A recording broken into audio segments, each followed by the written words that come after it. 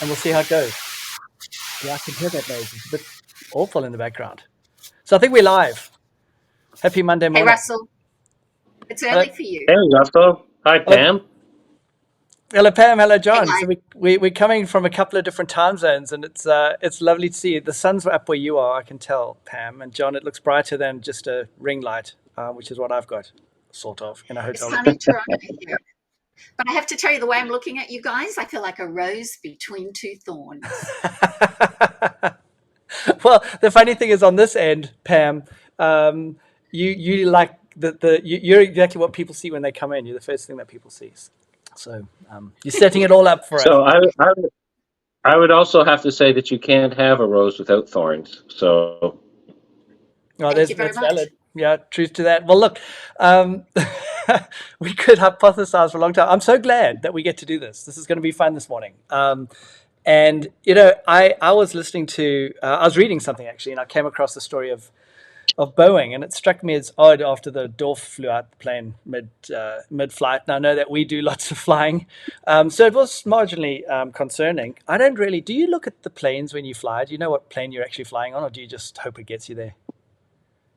I don't know what plane I'm flying on, but because I've worked in so many airline maintenance areas over the course of my 35 years, I am super conscious of maintenance and, whether there's a maintenance call or something like Yeah, that. yeah. So that kind of a situation with Boeing is like the antennas just go up.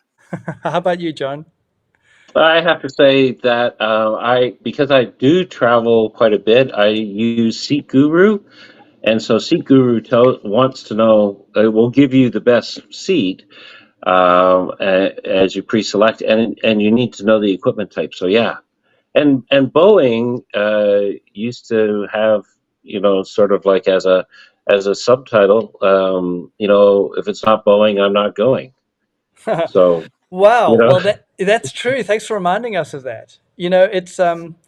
It's interesting. So I was reading this podcast which featured Richard Abolafia, who's been in the industry forever, and just I love analysts like this. And I remember some time ago, Robert Moskow at Credit Suisse had written a piece, and I picked it up because I thought it was so insightful. And he wrote about the Kraft Heinz deal and how he thought the Kraft Heinz deal, when that merger happened, would actually ultimately be taken down, if, in the near term at least, by culture. And he was one of the first analysts to actually talk about corporate culture as a driver of performance, as opposed to just the fundamentals of supply chain or whatever. And so I was listening to this one and looking at Boeing over the past 5 years. The stock is down 50%. Airbus's stock is up 30%, 33% to be precise.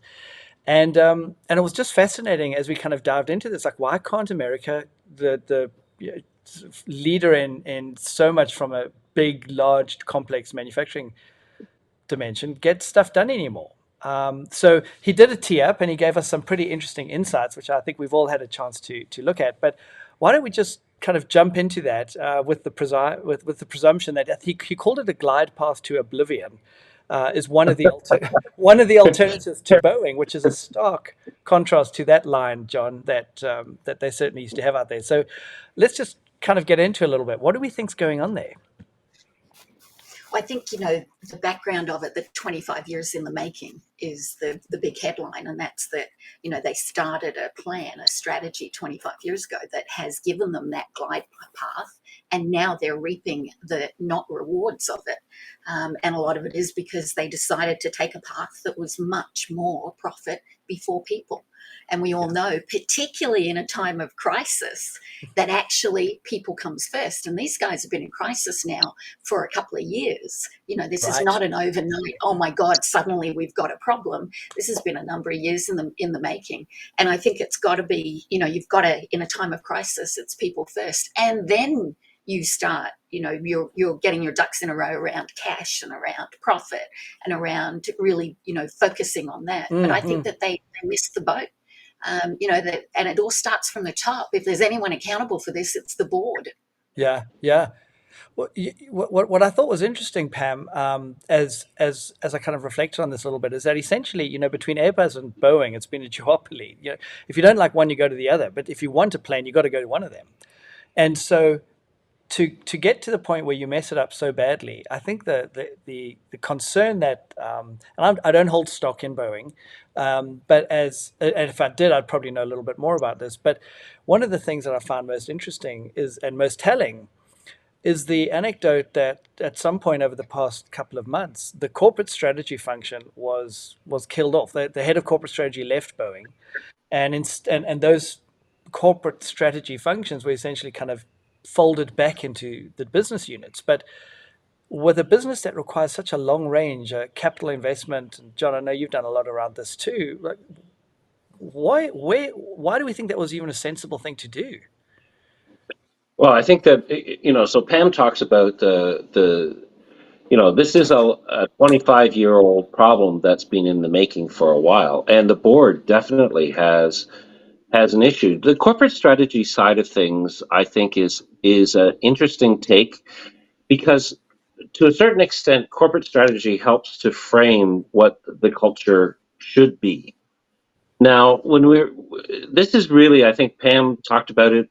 This is a culture issue, and let's put culture in a box a little bit. How do you define a corporate culture? Corporate culture is defined by the decisions that you make. 70 to 80% of everything that we do every day is based on habit. And the decisions that we make are based on our habits. If you want to change corporate culture, we have to change, as Pam points out, the way that people think about what's important. And you have this dichotomy, obviously, that's playing out, whereby we said is cost and price and speed more important than engineering and reliability, safety. Now, nobody actually, I don't think, ever put it in those terms, but it's all the little decisions that we make. Yeah. Corporate strategy is, again, another one of those little decisions. It's the death by a thousand cut type of thing. So Raath, when, we probably go ahead. well, I was just going picking up on that a little bit. So you're absolutely right. If the message that gets sent from the board is optimize for profit as opposed to optimize for how do we beat the competition, or how do we come up with the next plane that absolutely delights the airline, who's our primary customer, and then the passenger kind of a distant second. The idea that you're going to put profit so fairly and squarely first in that lineup kind of tends to send a number of different signals, especially to an organization that is, you don't just do something today and roll a feature out and it's there tomorrow. Not like Musk and kind of what he does with the with rolling out a software update. Although I guess the Boeing could have benefited from a software update too. But you're going to get those implications. Is there a way to turn this thing around, do we think? Well, you've just hit on a number of different things. So I think Boeing started to actually have a technology strategy, do stuff fast. If it's not quite right, that's okay. Let's just get it through. And I'm sure that's not what they set out to do. But when the message trickles down and you're talking profit every day, that's the kind of behavior that you're going to get, and so it's not even focus on, it's about focusing on operational excellence. It's about, and I hate to use that phrase because it was 35 years ago in mining when when I first started out, operational excellence. Well, that's what it's about. When people can die because of your behavior day to day, you've got to have operational excellence above everything. You've got to just be safe. And John always talks about it, safe, productive operations. It's about getting it all right rather than focusing on just one of those pillars of success, profit. And I'm probably a little bit counter to you, Russ, I'm not sure, but I think that people still comes even before strategy.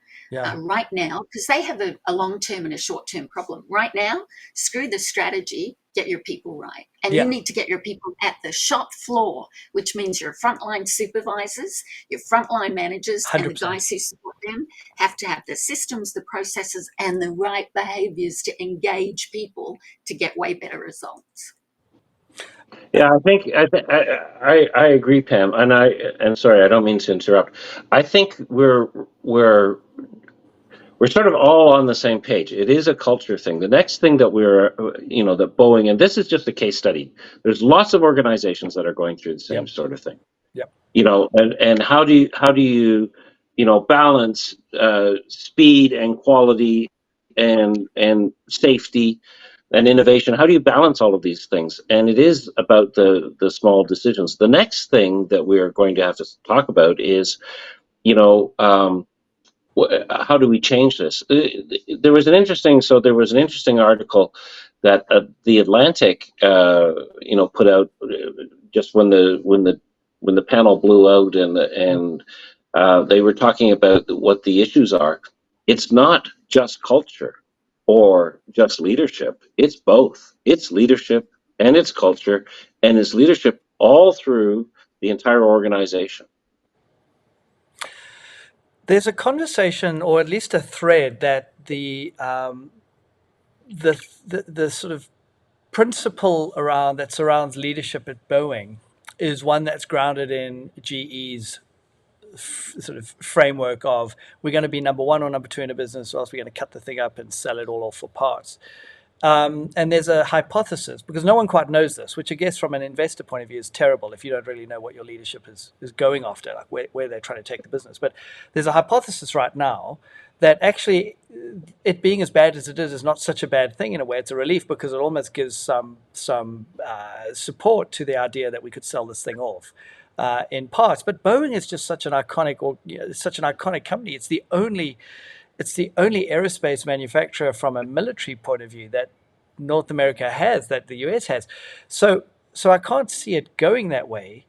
But it almost seems like an echo chamber when we hear from leadership. They talk about trying to do the right thing, but I'm just not seeing the evidence of that in terms of looking forward and trying to outmaneuver Airbus. I mean, they've got such a diabolical leadership slate. I think Airbus are rubbing their hands in glee at the moment. Well, Yeah, remember, the Lockheed Martin people might disagree about your your position about being the only. But yeah, I mean, I think that you're right. The competition is out there. The management doesn't have a lot of time, or leadership doesn't have a lot of time, especially in this sort of very media frenzy that we have. So they need to find a couple of 2 or 3 simple things that they're going to do that is going to turn the ship around. Yeah.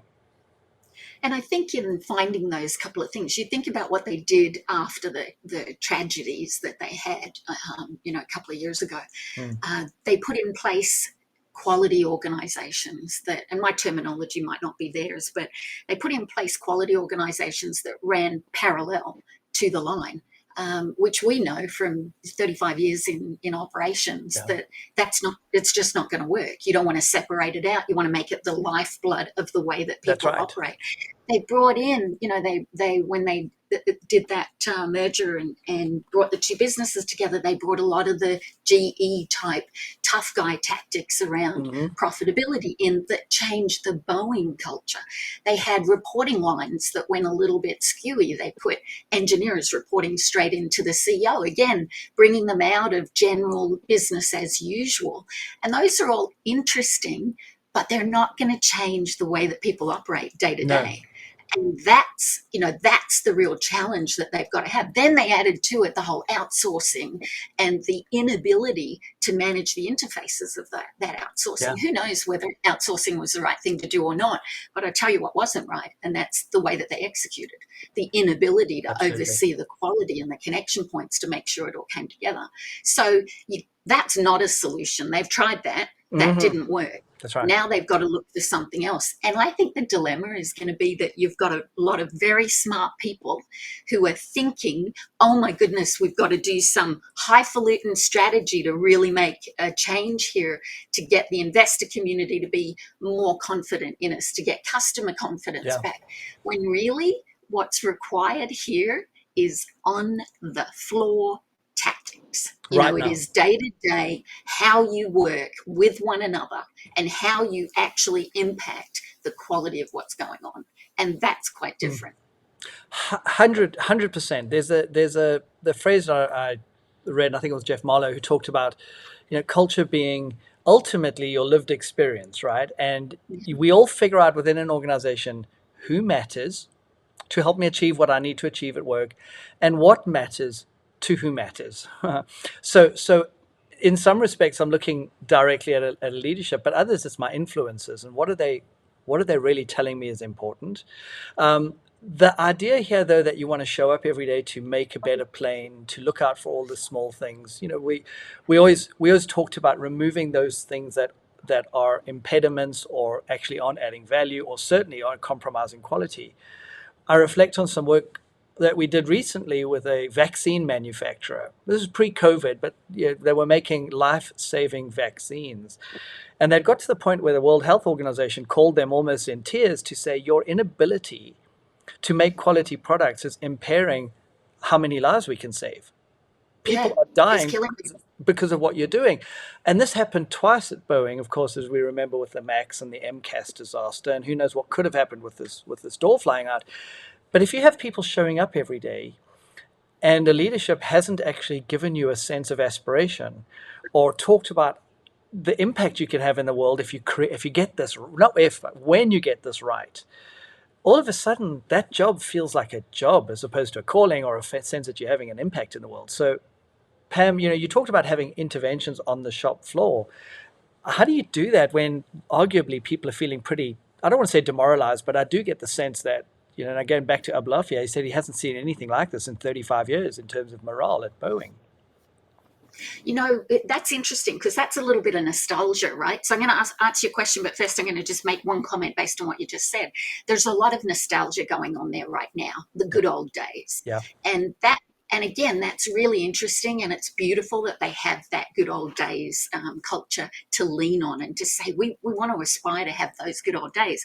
Unfortunately, the world has changed and the workforce has changed. And so those good old days still need tweaking. You're probably not going to go back to that nostalgic, beautiful, where everybody knew each other and they were all in the same community, and that's gone.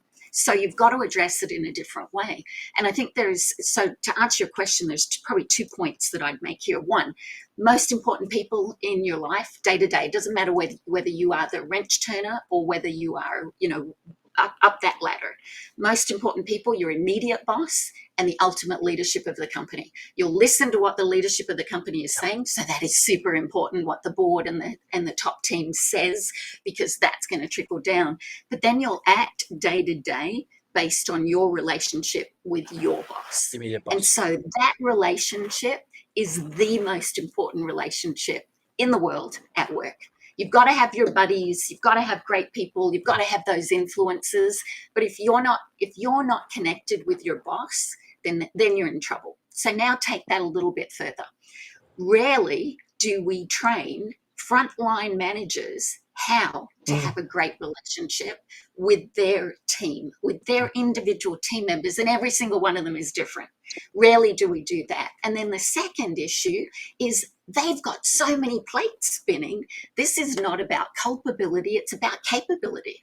Yeah. They've got to keep all these balls in the air and look after their guys and listen to the top guys, all while the company's in crisis. So right now, if I were in Boeing, I'd be getting all my frontline supervisors, all my middle managers together and saying, how can I help you make sure that you and your team are connected, you're listening to each other, and you're doing something different. And absolutely, Russ, that there's a couple of key things that I can rattle off, but I'll take a break and let you have a chat.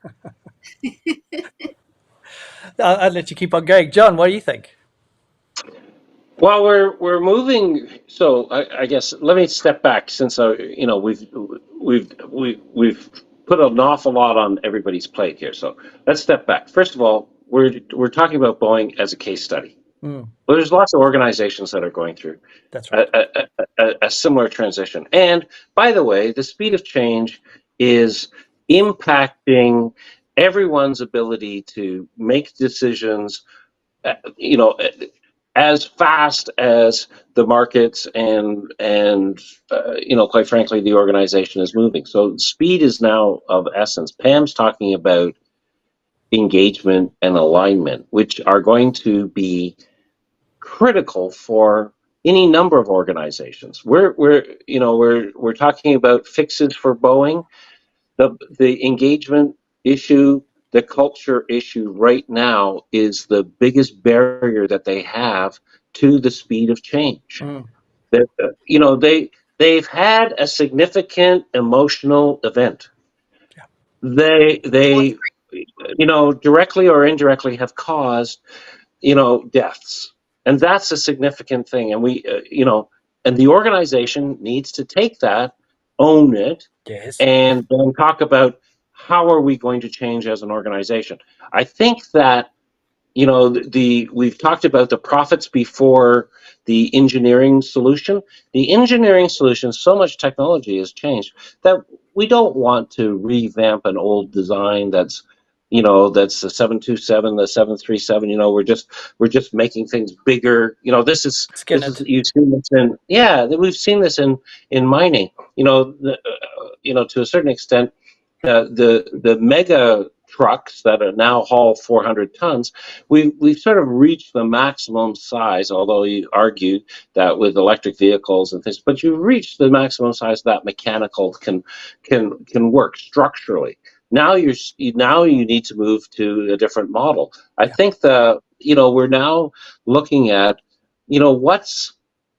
let's put into context, climate change. Let's put into context, how people are traveling, and let's talk about, the type of aircraft that we need. It's probably a narrow body as opposed to a wide body. Let's look at all of that and let's innovate quickly Yeah. rather than necessarily. I think that Boeing is now an assembler. That's right. They're assembling. They have over 600 suppliers that are all making design changes, et cetera, et cetera. How are we going to then, reinvigorate the design and innovation side in Boeing? I think that's the challenge for the leadership. I think that's I think it's a two-stream challenge, John. And I know from our discussion on this that you would agree. There's almost that a little bit bigger thinking around what you've talked about, but concurrently, you've still got to address Yeah. the front line. You've still got to address work that's going on every Absolutely. single day. Yeah, and I think that's Yeah. and it's you who will often refer to the mining industry where if you do something wrong in mining underground, you are going to kill people. And this is Yeah. the type of environment that you're in, even though you don't see that effect That's right. immediately.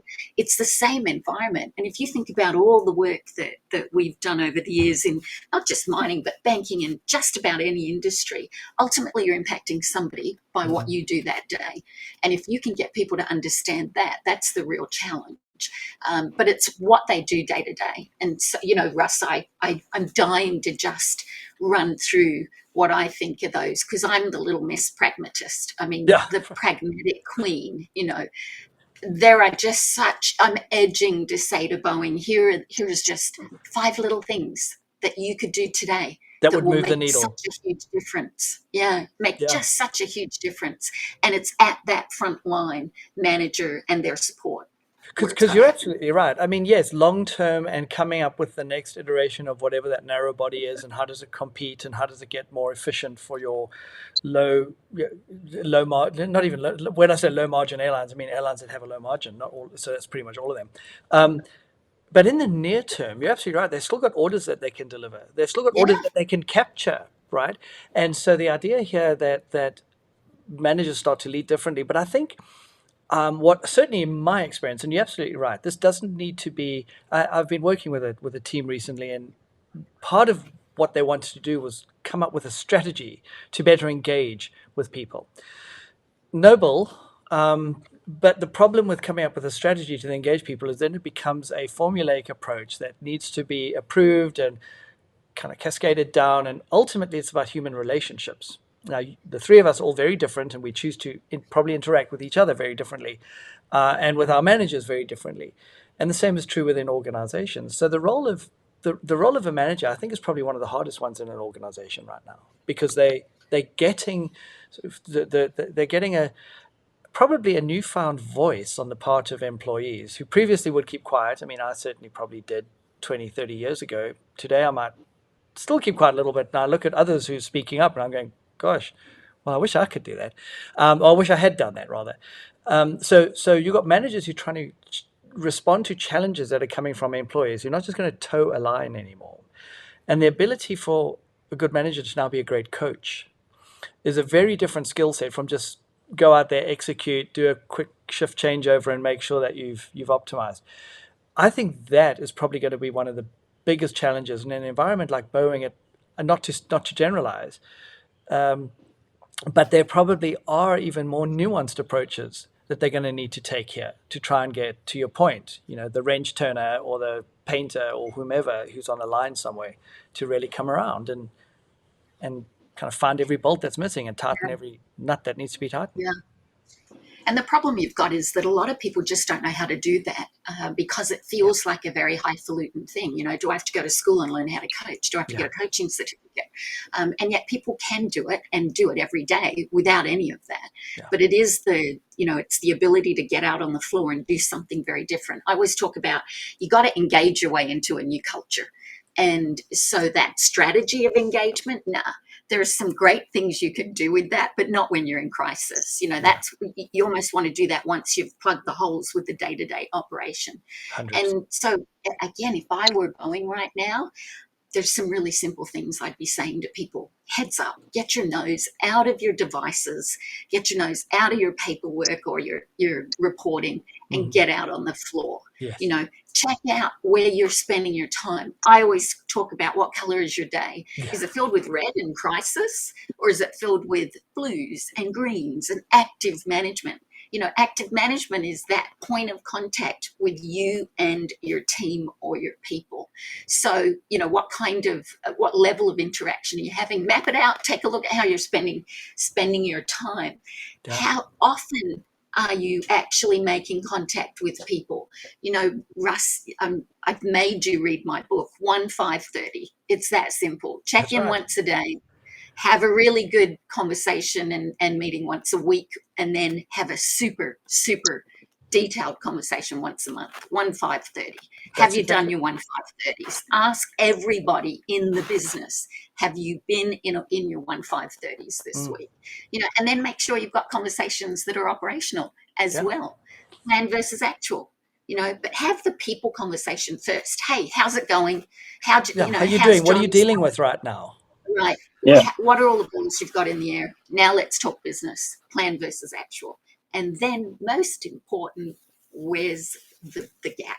Yeah. And what are we going to do about it? What are we going to do about it? How can I help if I'm the boss? Or, hey, this isn't my area. Let me go get someone who can help. Let me pave the way. That's right. Let me get the barriers out the way for you. Yeah. Yeah. And that's how I'd look at it, really pragmatically. And I think there's a challenge, and I worry a little bit about this. There's a challenge that there could be a very dark side to the sense of urgency that they must be feeling right now. Sense of urgency around, for instance, just what the press is saying around their inability to identify where the challenge came from. And it now looks like it might have been a supplier in the doors case, but still it doesn't matter because it's Boeing we're talking about, not the supplier. And so when I say the dark side because that urgency can drive some pretty negative behaviors as well. It can drive people into, just the basic fight, freeze. It can drive managers into becoming dictators as opposed to sort of stepping back and saying, how can we do it better? What could we show up differently? What do we think about sort of that dimension, Jon? And I'm curious from your point of view where you've got, they're trying to push out as many planes as they can. They've got shifts going on. They've got changeovers and people working on different shifts. Like, how should they be thinking about not letting that become, I don't want to say toxic, but certainly dark for them? So I think that, this is not the only organization that's ever gone through, a crisis. It's important, as Pam says, that you own it, and then leadership gets out and sets a new direction. I think, the coaching is not talking about blame; it's talking about moving forward and solving problems. The issues that that have caused some problems have you could probably follow an air cause removal process and say, how do we ensure that the bolts are tightened? There was another airline found some of the rudder bolts loose. How do we, what's the prevention? Right. That's an engineering side. Mm-hmm. The people side is how do we ensure that our employees are engaged and being productive and not afraid to either criticize or suggest innovations and things like that. Those are all leadership issues.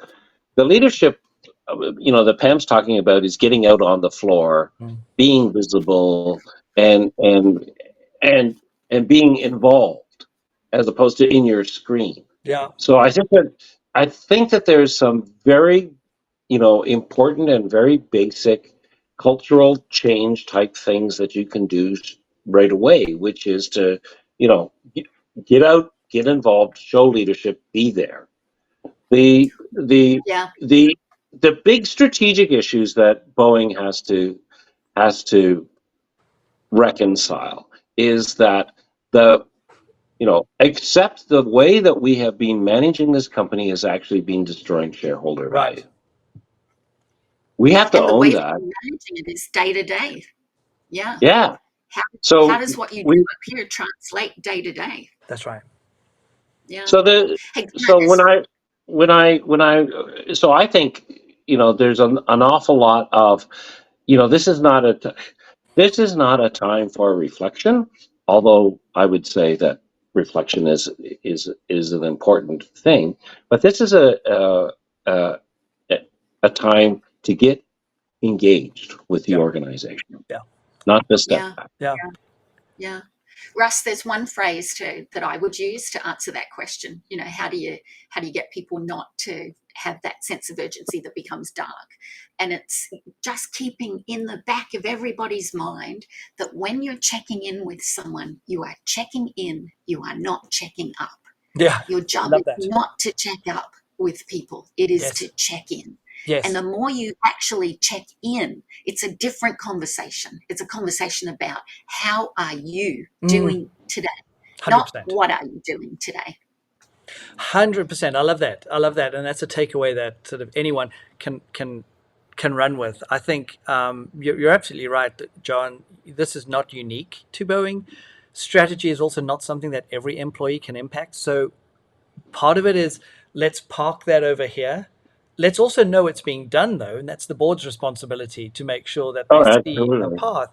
But let's make sure it's being done, because that's going to fuel the hope and the dreams of why people go to Boeing and they don't go to Starlink or SpaceX or NASA, right? Whatever, or Lockheed Martin. Like, where's that coming from on a given basis? And then on the employee front, I was listening to something. The CEO of Shopify up in Canada was talking about how they've really tried to very deliberately allow people to become really good at what they do and find their passion. And this is a company that's gone from the first seed round of $5 or $6 or $7 million to being worth sort of $80 billion now, and the commerce that gets transacted on the platform is, if they aggregated, it would be the second biggest retailer anywhere. So it's pretty phenomenal, and they've done this by creating a place where people come and can be the best that they can be. And do they get things wrong? Of course they get things wrong, but they have an overriding, compelling North Star, and that is to do well for their merchants. Amazon aims to do well for their customers. I don't know that I could answer the question, what is Boeing's obsession? That's a good question. Yeah. And therein lies the problem. Yeah.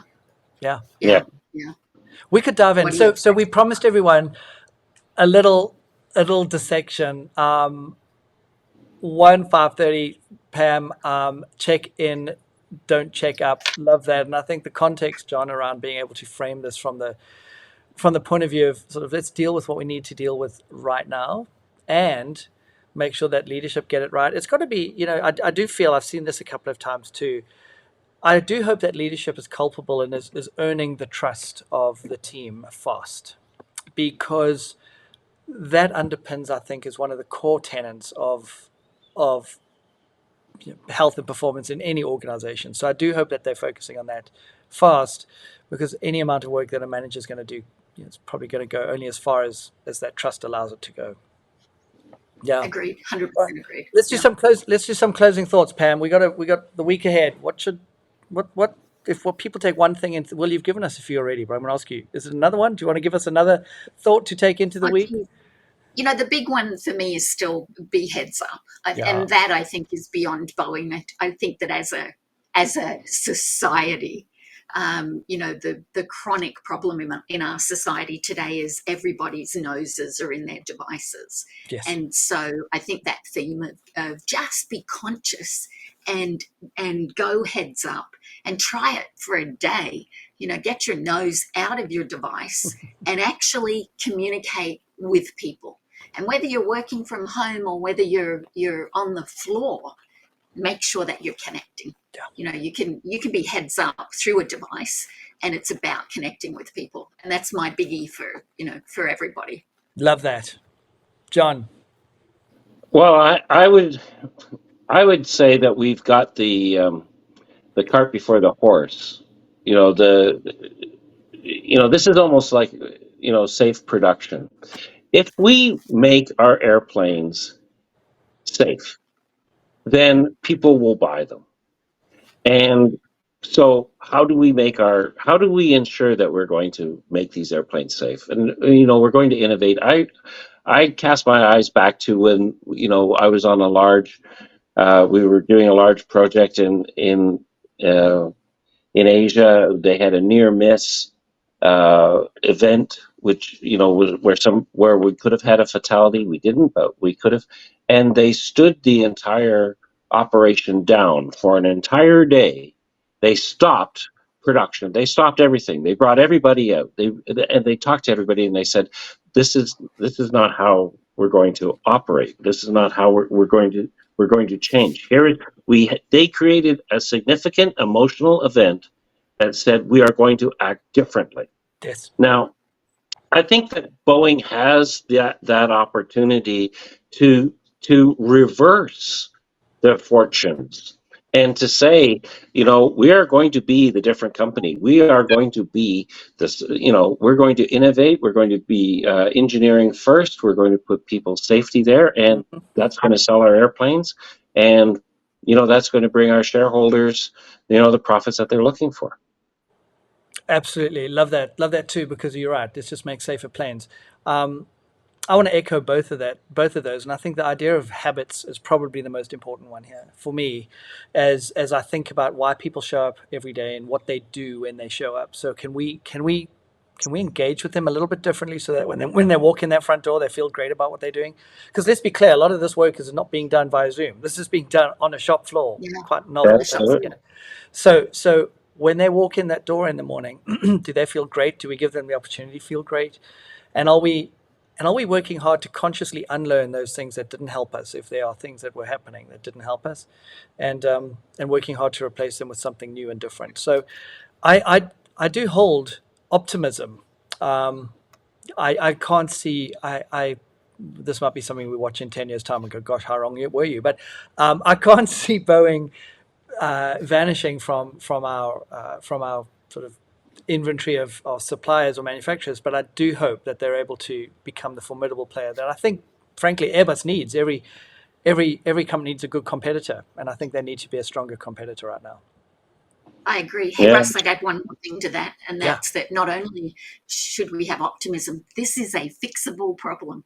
Yes. This company does not have to go the wrong way. Yeah. It is a fixable problem, and it can be done now with the right things. I think, Jono, they actually did a stand everyone down day. What counts, and because I'm echoing your words and Russ's words, what counts is what you do the day after. Yeah. And it's the coaching and the guidance and the implementation, dare I say it, after 35 years of doing implementation consulting. But it's the implementation. This is a fixable problem. Let's fix it, is what I agree. And I agree, and I think that designing and manufacturing large airplanes is a complex business, but you can manage complexity by simplifying. So I think that our Yeah, I am incredibly optimistic. I think that Boeing, is a great organization. They should be able to, to make the shift. Yeah.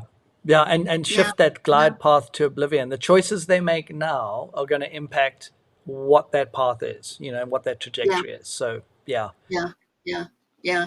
Russ, I know that you want to wrap up, but No, you're good. I'm just bursting with all these thoughts that have come back to me. We always used to use the phrase "every aircraft has to land" as a way to encourage frontline managers to understand how to manage the variance out of their business, and not to look at something and say 80% is good enough because that's the target, but to look at the whole big picture. This could not be more relevant in this Oh, yeah. business today. Yeah. Every aircraft has to land. What's the Yes. gap? Where are we screwing up here? Hmm. And then really give people the ability. And I'm not talking about empowerment, I'm talking about enablement. Enable them to go out and fix it because they've got the answers. They've done it before. They can do it Absolutely. again. Absolutely. The idea that if you see something, say something. Um, Yeah, and it doesn't matter if you're not going to be heard, you've got to find a place until you go and get heard. And hopefully they do what they need to do, create a culture where people feel heard. But you're right. Every plane has got to land. And yeah, Boeing will see another day. It's not going to have that glide path. It doesn't have to have that glide path. No, this has agreed. been a hey. So it's starting to get bright outside for me. It's seven It's seven early in the ten, morning for you. 7:11. But this has been a really really fun way to start a Monday. Let's do this again soon sometime. Anytime, Absolutely. Russ. Great. Well, Pam, thanks for joining us. John, thank you for joining us. Have a good Monday, a great week, and for everyone who watched, let us know what you think about sort of points that we made or points that you would make, because we don't work at Boeing, but we have some opinions based on the work we've done, whether it's with airlines or whatever the case might be. So let us know what you think. We'd love to hear, and love to hear really what's going on, and how good or fast we can turn it around. Okay, thanks a ton. Thank you, Pam. Thank you, John. We'll see you all soon. Ciao, guys. Cheers. Cheers. Bye. Thanks.